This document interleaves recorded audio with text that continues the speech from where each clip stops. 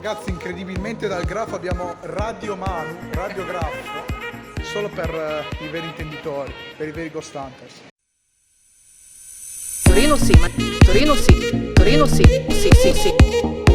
Si va, si va, si va, va, va, va. Sei vicino a me? Sei vicino a me?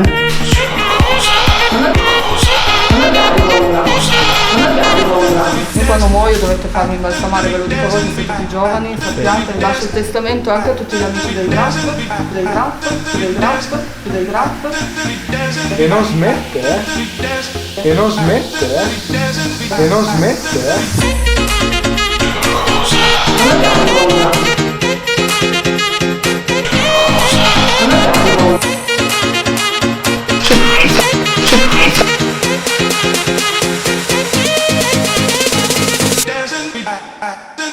Ok ragazzi, allora siamo andati a prendere un po' di cose. Per la Charlie Challenge. Sì, sì, sì, sì. Arte povera. Sì, sì, sì. Charlie Charlie, vuoi giocare con noi? Sì.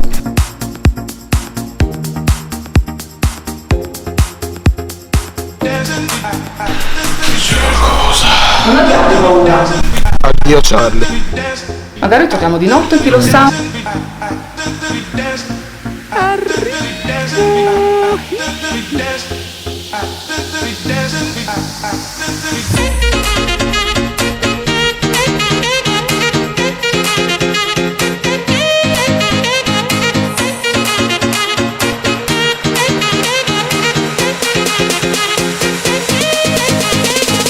Questo silenzio fa quasi paura.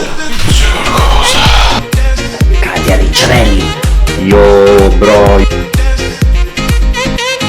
Dai, dai, vedilo con me. Con me. Vedilo con me. Sì. Ma non ve levate.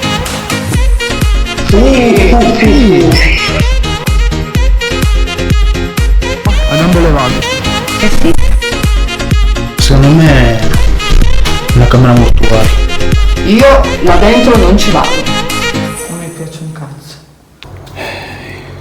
Ci sono i cadaveri. Ecco cosa vuol dire stare col Graf.